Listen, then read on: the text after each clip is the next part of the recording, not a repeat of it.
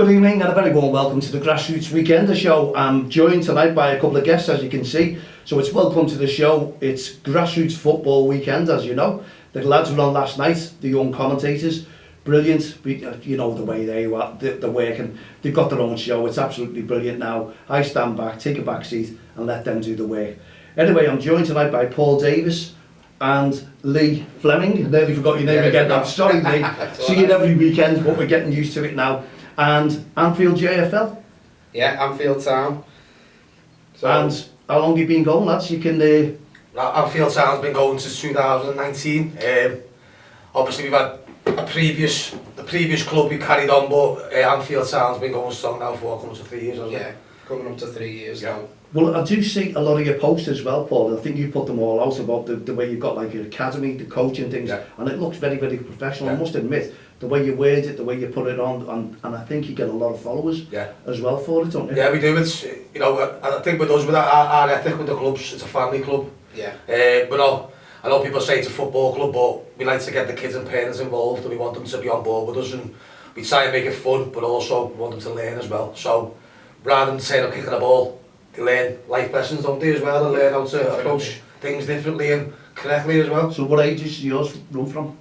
We've got under 12s and under 11s at the minute, but we are looking at adding more teams. So you're building the club up? Yeah, and 3 years is, one team is tough, isn't it? Yeah. You know, you've got to admire a lot of the clubs, they have some 60 odd teams. Are you eventually wanting to try to build that up? And yeah, we want to just try and get as many kids off the street as possible and enjoying the sport. Like, Paul's grew up playing football, I've grew up playing football, and you know, we wouldn't be here. Well, through experience as well, I know you've got great parents, because when you turned up, we done that food bank regarding the saving up, you know, helping all the kids out, all struggling families and what have you, and you turned up, all the parents as well, yourselves, all well wrapped food. Yeah. It was unreal. It was lovely to see that parents and yourselves are getting involved together and making a difference. Your kids are coming in and passing in food as well, and it was lovely to see. It just shows you that you can bring teams and the community together, doesn't it? Yeah, the mad thing about that was, before we even knew about you doing the food appeal, a couple of weeks before, we'd already set up our own food appeal, and we were looking for somewhere to take the food to anyway. Right. So I think the first day that you told us about it, one of the parents actually had a bag of shopping with her, which she was bringing to give to us to pass to someone. Fantastic. So it was there straight away. Oh, it's brilliant, and I can see the way you work, I can see your relationship with the parents, and that makes a massive difference. Yeah. If you're working, you've got a good relationship with parents, because I'm sure, what's your protocol if you find that one of your parents, if they ever do, they may not, start having a little go at the referee? Me and Lee have had, I think, with the football, I'm ex-army, and Lee, obviously I've known Lee for a long time, and Lee's on the same wavelength as me, and we don't like to drill discipline into the kids. We're not that type of people, but we want to show them the right ways. So if the kids can do it, we make sure the parents do it. And if parents, which in the past have done it, they start mouthing off or shouting, we're straight over there and we're like, right, stop. And our ethic is just to give the referee a chance.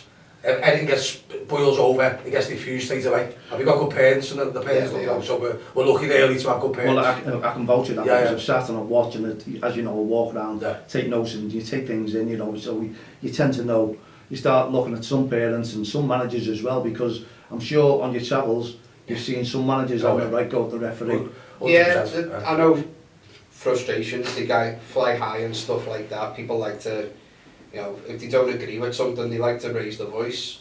But the way I've always tried to explain it to the kids and the parents, like, I'll be honest, we have had some parents who said, oh, that referee missed quite a bit today, and I'm like, yeah, when you think about Premier League, they've got a referee, a fourth official, 2 linesmen and VAR.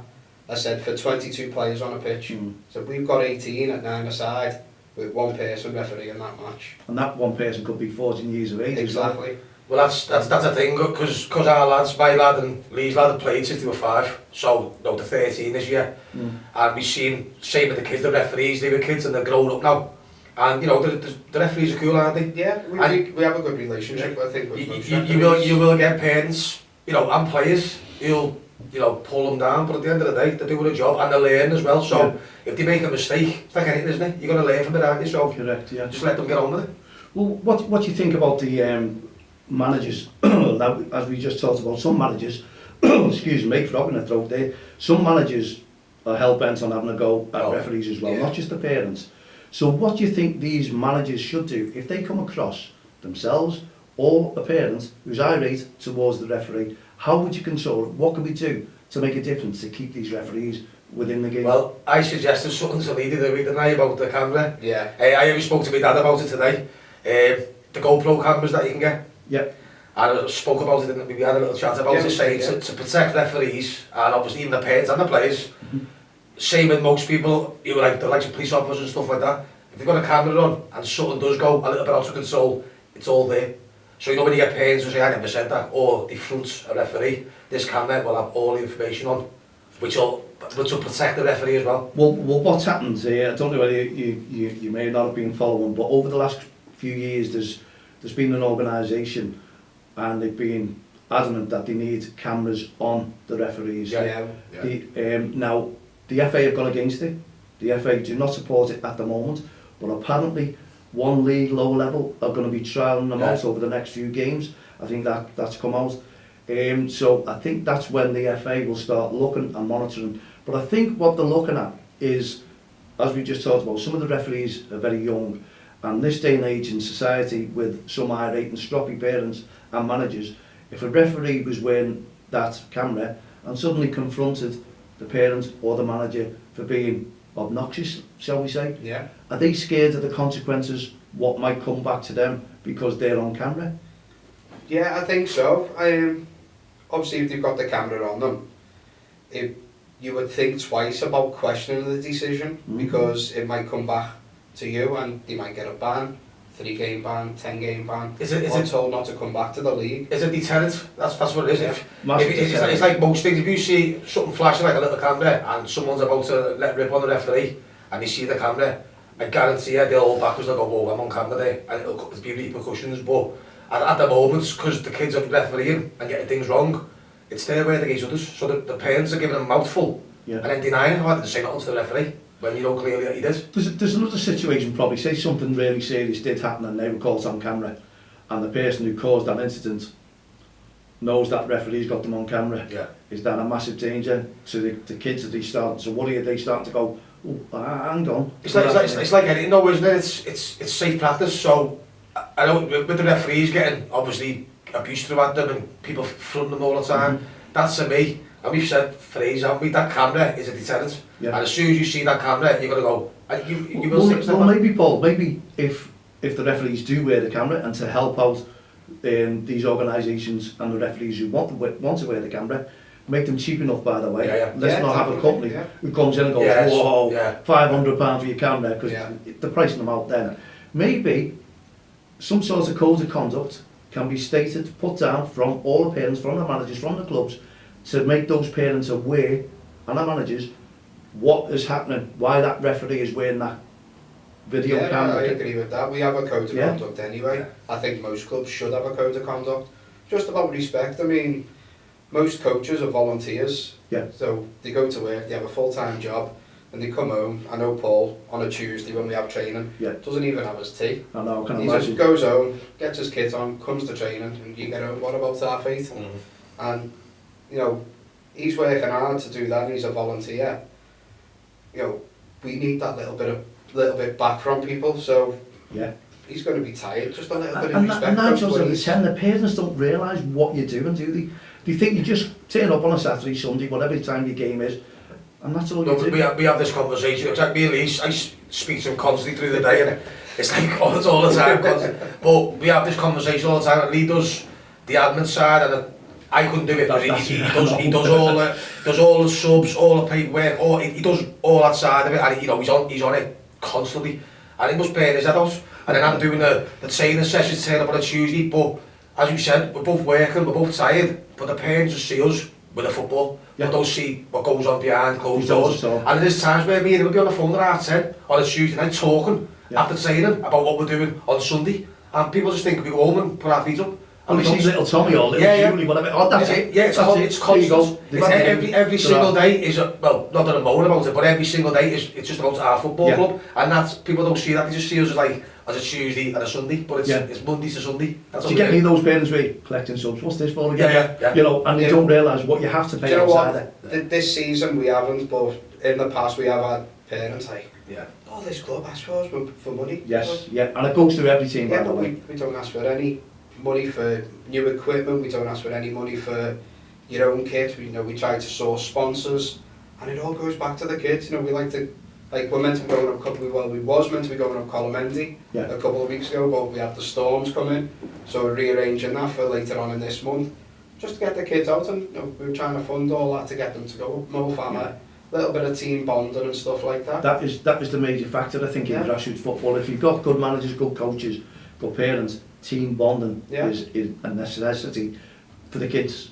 Yeah. Because if they see everyone getting on, I think it's brilliant, and it rubs off. It rubs off on the kids on that pitch. You can tell. So some managers will go right to the kids if they're being out of order towards the referee, throwing tackles in that they shouldn't be. You see some good coaches going over managers like yourselves, and you'll have a word with that kid and you'll say, this is wrong, that's wrong, 100%. Stop that straight away. And the bonding is, as soon as you speak, they listen. That's the thing, it's, people call coaches and managers role models, and it is because if you've trained kids for 5, 6, 7 years, them kids have got, you know your inside out, you know how your temperament is, how you react to things, what buttons not to press. With our team, we don't shout at the kids, we don't demand or say we want you to do this. We let them play, but we will, if there's times where they do something wrong, we will say, that's wrong. But luckily our team, we've got a very, very good bunch of kids, and they're very good kids, aren't they? Never have any trouble off them. We are lucky to be blessed with a good team. Like. Well, you say your role models, like when I was doing it many, many years ago, running the team, and incidentally it looked like I'm going to be part of that next season again with the under-7s, because we're going to do our first ever DXTL kids team, promoting respect, promoting don't cross the line. You're the role models for the kids. The kids trust you, and I think they trust you more sometimes than the parents themselves, because you're, as you say, the role models. They want to play for you, and they'll give that trust, because that happened to me many years ago, where the kids, when you're collecting subs, they had these little sad stories, and you take them to one side and you say, look, any more of this mad behaviour, you've got to go up the club, and then they pour their heart out to you, and then you've got to realise what is going on within the family lives as well. Kids don't like it, and that's when you realise that some kids are upset, but if you've got them bringing together and you've got that enthusiasm that you bring together, it makes a massive difference to these kids. The trust. Paul said before, we have got a great group of kids, and all the time we've got new players wanting to come and join us. That's why we want to expand the club and we want to grow even more. And you should see it, sometimes on a Tuesday we might have 2 or 3 new players come down, and straight away all the kids go over, what's your name, where are you from, and stuff like that. They want to welcome them in straight away. And that makes the new players feel more comfortable, and the more at home, aren't they, rather than turning up and everyone blanks them. Our kids are like, my name's such and such, because we always say, make sure you look after such and such when they come down tonight, and by the time the session's finished, the new player, they leave the pitch only smiling, they're made up, aren't they? You think they've known each other for... They're all like 5 with each other, and they're all like, the good thing about it now, when I'm walking around Jeffrey Holmes, you've seen me there as well, you've seen me on the Saturdays, the Sundays, you'll see me there tomorrow when your game's on there. I always get recognised by my ex-players who are now grown up with their own kids, bringing the kids to the football, and they've respected everything that I've done with them, and that's great for me, and it's going to be great for you lads in the future. When you're like that sort of going, 3 kids, I remember when you were like that, and they're still calling you gaffer, and you're like, you're going, this is unreal. Do you remember? Because we always talk about kids, they love to be encouraged, they love to be, and if everyone starts, like some RA parents start shouting and screaming at their kids, that's what they don't like, that's what puts them off the sport, that's what puts them off the game, not yourselves, or even some managers. They'll always remember the bad times. We've all been there before as little kids, and we all know encouragement makes you work harder and better. That's what you love. But as soon as you get something that's not right, either parent, mum, dad, manager, that puts you off the football, the sport itself. And that's what makes me so proud when I'm standing there talking to them, and they're using what I used to use all the time, and they're stood there and they're not even having a go at the referee. It makes it all worthwhile. It does. And it's not about the winning trophies, it's not about what you've done, the glory, like some managers will have in them. They'll take any kid anywhere, we've won this, we've won that, look what we've done, this is, as under me, they get nothing for it. No. Absolutely nothing. No. But the reward was, and is, to me, when I see those grown men now, who are responding to me, talking to me, and introducing their kids, saying, this used to be my gaffer, and you're talking to them, they're looking, they're very interested. Yeah. That's what you're going to come across, and I suppose that's what you're aiming for in the future. Yeah, definitely. It's absolutely superb. Well, I like your club, it looks like it's going to be successful, I like the badges, I like everything that you're coming up, it's respectable. What have you got for the future? What are you planning? What's your real plans for these kids? And as you say, you're going to be bringing more teams in, which can only be good. Well, I think the short-term plan is to try and get more different age groups. I mean, at our under-11s at the moment, our training, we're getting 20 to 22 kids. Wow. So we're going to be looking next season at maybe having 2 under-11s. Yeah. But I know Paul's got younger kids, I've got younger kids. You've got to work around them as We well. want to work around getting them into teams and Yeah. whether we can help them as well and their friends. No. That's We just might- a we might manager, end up or, isn't it? That's your job as well, because if you've got your own kids as well, you know that's a necessity to get them Yeah. into football, Yeah. if they're football minded, by the way. But you've really got to get them in active, and Yeah. it's good, because you know your kids, they're all loving the footballs, and but it's going to be harder for you as you go to try and run the other teams, isn't it? Yeah, the good thing about it, we've got a football camp starting Saturday, 4 Brilliant. weeks, and I've got 3 boys, one's 5, one's 9, and obviously Connor plays for the Colts, so hopefully I'll have the 3 lads at the same club.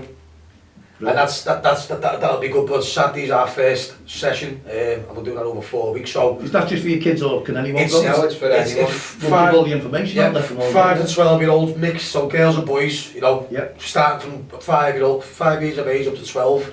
Obviously the first week's going to be, you know, introducing ourselves, introducing the basics, and over the weeks it'll be, you know, getting them into more competitive games, playing each other, mini games, drills, and basically just bonding together. And we want kids to, you know, go to a field and kick a ball and enjoy it, and not be scared to, you know, mingle with other kids, and that's what our And the aim difference is with those camps as well, because when we run, it's when the parents come up to you and say, we go to some, and they don't want to go back. Yeah.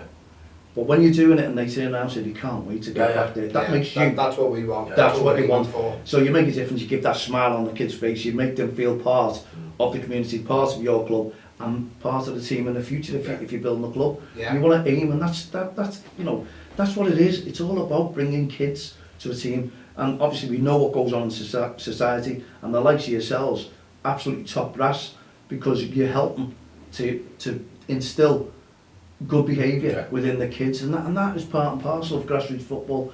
Your role models, we talked about that, and there's many out there don't realise, managers who run teams don't realise the role model. Yeah. They don't, no, they just turn up, we have a bit of training and that's it, you know, and it makes you wonder sometimes, and you must have come across some managers yourself, without naming them. We've come across a couple in our time, like, Yes, you know, and you're thinking, no wonder the players are leaving them, you know, and they can't find no players. you know, don't get me wrong, there is times where if a decision goes against you, like we're never ones to kick off, never. Like don't get me wrong, if a decision goes on, we'll go, I thought it'd be that way, or, you know, but we have seen managers where, I don't know, they said a few words which shouldn't be said, or they're screaming at the referee, and you're thinking, it's the kids who are looking at them, and then they're kicking off at the referee, and then we're getting the ball saying, do you want to stop kicking off? It's just like a big vicious circle. Yeah. But some managers need just to put the foot down and go, you know what, that went against me, deal with it, just get on with it. Yeah. And don't take it to heart. It's a kid's game of football at the end of the day, that's it. And if you look at kids after the game of football, they're all going home. Yeah. They're not bothered whether they win, lose or draw. Exactly, For a yeah. couple of minutes they've gone, we lost that one. Disappointed. And then the next thing, they're all playing around in it. But if you look at the adults going, that was ridiculous, Yeah. and you're listening to they carry it on. They carry it on and they drum it into those kids. And they say, you know, next time you play them, this is the way we want, you know, you've got to do that. The poor kids are not left. Well, we've said a few times, like at the end of matches, if any parents from the team say anything to us or about the match, we just say now and say, it's a game of kids football. Yeah. Just get on with it. It's not Premier League football. The referees are kids, these are kids, we're volunteers. Get on with it and, you know, get off your high horse, because some parents, I know they're competitive, everyone's competitive, but, you know, at the end of the There's day... nothing wrong with passion. Yeah, but it's... Exactly. And that passion that you get there. We're here in Liverpool, Yeah, and yeah. that's what I can tell the difference. You can tell the difference between passion Yeah. and the verbal abuse and aggressive behaviour. Yeah. That's when we all start to step in, and it's happened over a few times on that. And does it get you back up when you see one of these managers or one of these parents? How do you feel? How does that get you when you're looking over at certain teams and it's still going on, I It still does see make it. it It angry. does angry, and we have to compose ourselves again because I feel like not shouting over to them but saying, come on, give it a break. They're giving up their time to referee so your kids can play football on a Saturday or a Sunday. Let them do the job. Our philosophy is that we are the kids' protectors. I know it sounds daft, but the kids are in our care for an hour and a half, whatever it may be. And we have got to make sure, regardless if our kids or not, that if anything like that happens, we have got to make sure that we're first over to stop anything It's happening. that magic word, Paul, isn't it? Safeguarding. Yeah, safeguarding, that's what it is. And we're both, we've both got the safeguarding. And some of these managers don't realise when they're doing that's a safeguarding issue. And your parents as well. Yeah. But that's where we got to drum in. Do you have monthly meetings for parents, or you're looking in? We had one on Tuesday. It was only a brief one before training, but we do try to keep on top of having meetings. Yeah. Like if parents have got any ideas about things that they'd like to see or any concerns they've got, any worries. But to be honest, we've never had really many concerns. I think basically the way the club's run, the way Lee is with the admin side of it, and I think our ethic with the club is the kids are our priority. It's nothing to do with anything else. The kids are there, they're off the streets, they're not hanging around street corners, causing trouble. And when they do get to 14, 15, hopefully they want to carry on playing football. They might not, they might say, I'm older now. But for now, our main aim is to keep them playing footy and keep them safe. Which is brilliant, and that's why it's obviously to start with don't cross the line, bringing the likes of your coaches in, yourselves, the managers, so you can have your say. Is there anything that we could do differently in grassroots football? There's something that you'd like to see brought in by the FAs to improve the game itself, to improve the touchlines, and help you lads out yourselves? Didn't you mention the other day a second in command, like a second official, so to speak? Remember you mentioned about like another referee kind of thing, like just linesman? sort of Like a backup? Yeah, like a fourth official, but someone, on one of them big pitches, we might have two games, they could stand in the middle.